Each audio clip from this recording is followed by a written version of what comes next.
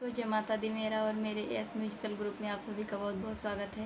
तो एक मैं माँ के लिए गीत लेके आई हूँ। जैसा होगा आप लोग कमेंट में बताना और पसंद आए तो लाइक और सब्सक्राइब करना और शेयर भी करना।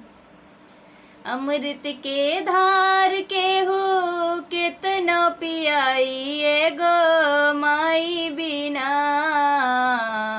अमृत के धार के हो कितना पियाई गो माई बिना।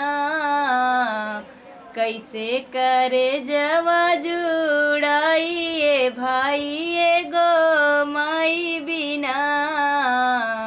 कैसे करे जवा जुड़ाई भाई गो माई बिना। अमृत के धार के हो कितना पियाई गो माई बिना। कैसे करे जवा जुड़ाई भाई गो माई बिना। कैसे करे जवा जुड़ाई भाई गो माई बिना। करे एहसान माई दुनिया देखावेली। बोले बतियावे और चले भी सिखावेली।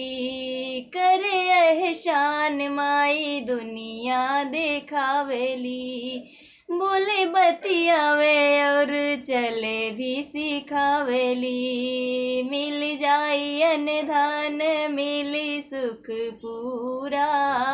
माई के दुलार बिना सब कुछ अधूरा। अचिरा के ओढ़ा के हो दूधवा पियाई गो माई बिना। अचिरा के ओढ़ा के हो दूधवा पियाई गो माई बिना। कैसे करे जवा जुड़ाई भाई गो माई बिना। कैसे करे जवा जुड़ाई भाई गो माई बिना। अमृत के धार के हो कितना पियाई गो माई बिना। कैसे करे जवा जुड़ाई भाई गो माई बिना। कैसे करे जवा जुड़ाई भाई गो माई बिना। 9 माह कोखिया माँ रखलू सहेज के। देहलू जन्मवा माई सारा सुख तेज के। 9 माह कोखिया माँ रखलू सहेज के।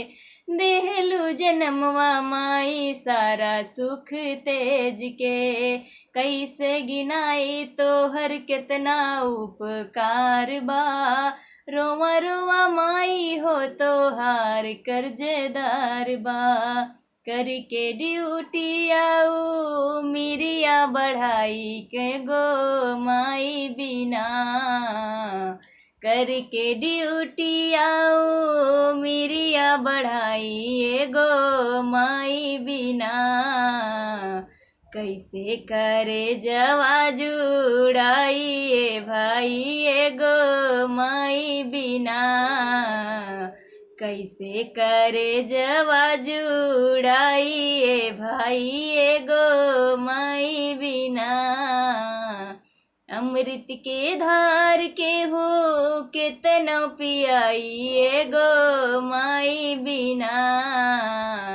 कैसे करे जवा जुड़ाई भाई गो माई बिना।